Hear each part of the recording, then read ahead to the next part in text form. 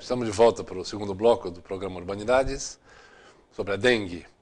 Então, professora Maricília, queria perguntar o seguinte, quer dizer que a Baixada Santista está livre da dengue já? Não. Então, como eu estava falando, né, sobre a avaliação, a análise do comportamento, né, da incidência da dengue, a sazonalidade, né, e assim, que ocorre, é esperado um aumento de casos quando há uma introdução de um novo sorotipo na região. Então, agora, não sei, eu acho que vocês ouviram, né, souberam da introdução do sorotipo 4 do vírus da dengue na região. Então, como toda a população é suscetível, né, ao vírus, ninguém teve contato ainda com esse vírus, ou na maioria da população não teve contato ainda com esse vírus, então espera-se que tenha um aumento, sim, de casos, né, da incidência da dengue, principalmente nos meses de verão.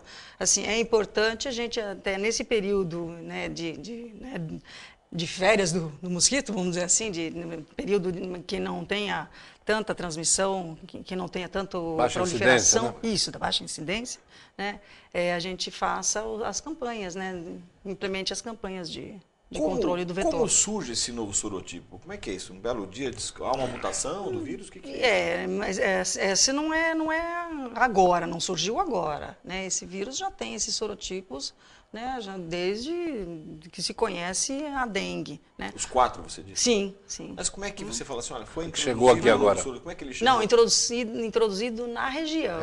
Então, ele vem na região. Tá? Então, a dengue não é privilégio, né, esse cenário da dengue não é privilégio nosso, da Baixada Santista. Claro. Né? E, assim, não é coisa atual, né? É uma doença antiga que a gente chama de reemergente, né? Sim. Ela tem sido relatada, é um problema de saúde pública, né, em quase todos os países do mundo, né, e tem sido relatada nas Américas há mais de 200 anos. Né. E por que há 10 anos, acho que 10 anos é o prazo mais ou menos, né, que ela veio com tanta força, ou reemergiu, como você acabou de falar? Sim, na verdade, a partir de 1990 mesmo, assim, que acho que os 3 sorotipos já estavam na maioria dos estados brasileiros, né?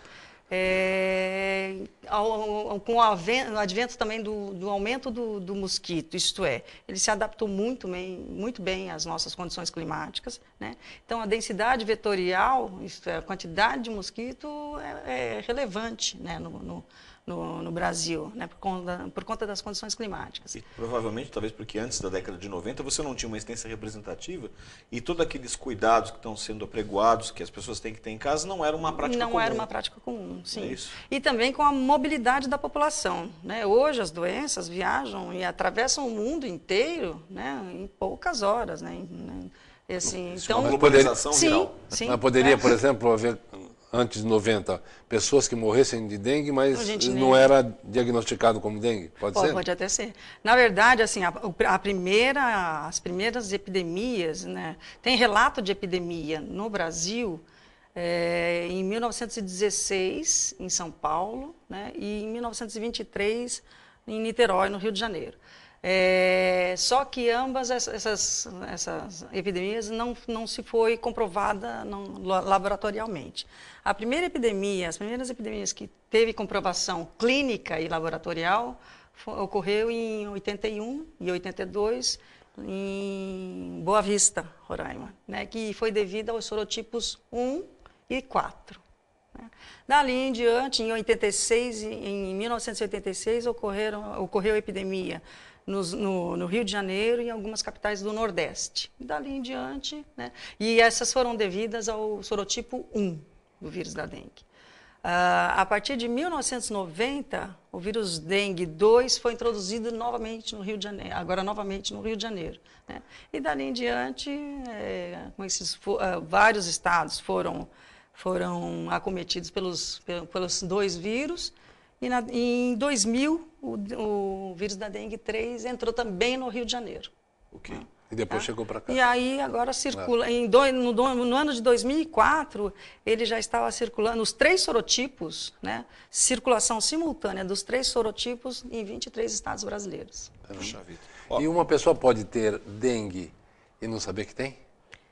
Olha, né, Pode, né? até pode. Assim, eu, para falar a verdade, assim, levando em consideração que eu estou numa densidade, vivo em um local que trabalho, em um local que tem bastante mosquito, e muitos colegas adquiriram dengue, eu, sinceramente, eu não sei se eu tive, assim, porque ela tem uma doença que apresenta vários espectros, desde uma doença clinicamente não, né, que a gente chama de infecção subclínica, né, não apresenta sintomatologia clássica, até formas bem graves que podem evoluir para o óbito. Então, pode ser que a pessoa tenha tido... Eu acredito que também varia um pouco da resistência do indivíduo. Sim, A claro. defesa imunológica dele, sim, né? Isso. Mas vamos falar do mosquito, que a gente ficou falando isso no último bloco e, por mais que isso seja recorrente, como é que eu identifico esse mosquito num lugar como Santos, que tem tanto tipo diferente de mosquito? Olha, eu acho que ele já se tornou prevalente aqui na nossa região. É que nem um mosquitinho pretinho, né? Pequenininho, tem cerca de meio centímetro. Só que ele é fácil de reconhecer porque ele tem umas manchas brancas, né? Ele é rajadinho, né? No dorso, né? na cabeça e nas patas. Então ele parece que tem é listradinho. Né? E os uniformes de presidiário, né? Já vem mais ou como um menos, criminoso. né? Mas a questão toda é assim, ele não tem um outro tipo de evidência que me permite, porque assim, eu sem óculos, para mim, um mosquito, não vou conseguir ver. Ele vai estar tão perto de mim para eu saber que ele está listadinho, é complicado. Algo com relação a, por exemplo, ouvi dizer, não sei se é mito, hábito, o mosquito em geral fica no alto, né? Ele vai e tal, parece que esse aí voa abaixo, é isso ou não? Não é necessariamente. Não necessariamente. Ele tem até que uma autonomia de voo grande, né? Tanto que alcança, né, raios em alguns andares, em alguns prédios. Na verdade, muitas vezes, porque procriou naquele local. Assim, ele tem a fêmea, que é quem suga o sangue, né, é a fêmea. E ela costuma ter hábitos diurnos, vamos dizer assim. Ela pica no período da manhã e no período da tarde. O macho não trabalha? Né? Não faz nada? Ele se alimenta Quem suga o sangue é a fêmea, você está falando. Né? O macho não trabalha. Não, ele se alimenta de seiva, né, de plantas, né, de frutas, da seiva das frutas e de plantas. Não, a fêmea usa até o sangue para postura, né, dos ovos e tudo.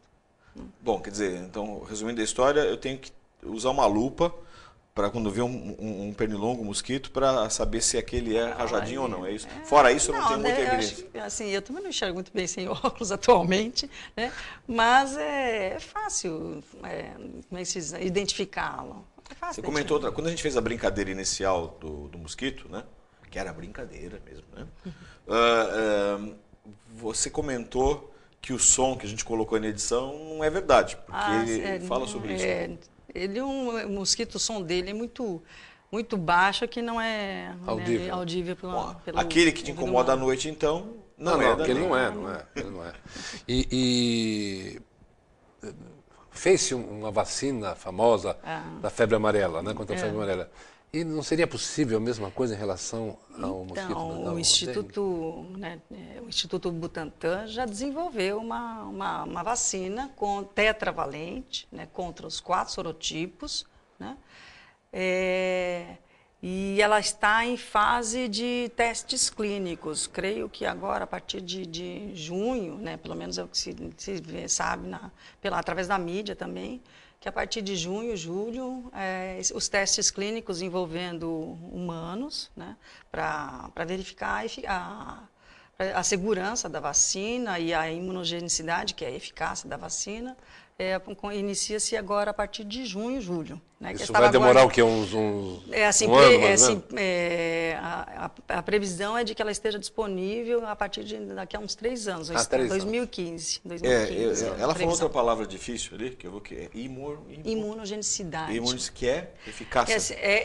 Assim, a capacidade que a vacina tem de estimular o teu sistema imunológico. Tá. Né? A gente volta daqui a um minuto para falar um pouco mais sobre a questão de saber, a opinião dela, saber que a dengue tem cura mesmo ou não, se nós estamos no caminho certo, e um pouco também sobre a dengue hemorrágica, que é aquela que causa um terror quando se fala em dengue. Tá? Em um minuto a gente está de volta.